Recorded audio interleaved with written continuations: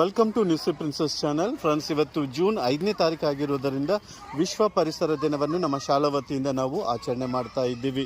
So ಅದಕ್ಕಾಗಿ ಮಕ್ಕಳೆಲ್ಲ ಹೊಸ ಗಿಡಗಳನ್ನು ಕೂಡ ತಂದಿದ್ದಾರೆ. ನೋಡಿ, ಹೂವಿನ ಗಿಡ ಕೂಡ ತಂದಿದ್ದಾರೆ. ಮಕ್ಕಳೆಲ್ಲ ತುಂಬ ಉತ್ಸಾಹವಾಗಿ ಕೆಲಸ ಮಾಡ್ತಾ ಇದ್ದಾರೆ.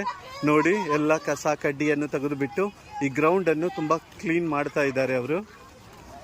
ನಮ್ಮ ಶಾಲಾ ಮಕ್ಕಳು ನೋಡಿ ಎಲ್ಲರೂ ಗ್ರೌಂಡ್ ಕ್ಲೀನ್ ಮಾಡ್ತಾ ಇದ್ದಾರೆ. ಮತ್ತು ತಂದಿರುವಂಥ ಹೊಸ ಹೊಸ ಗಿಡಗಳನ್ನು ಸಸಿಗಳನ್ನು ಕೂಡ ನೆಡ್ತಾ ಇದ್ದಾರೆ. ಸೊ ಈ ಕೆಲಸದಲ್ಲಿ ಟೀಚರ್ಸ್ ಕೂಡ ಮಕ್ಕಳನ್ನು ತುಂಬ ಪ್ರೋತ್ಸಾಹ ಮಾಡ್ತಾ ಇದ್ದಾರೆ.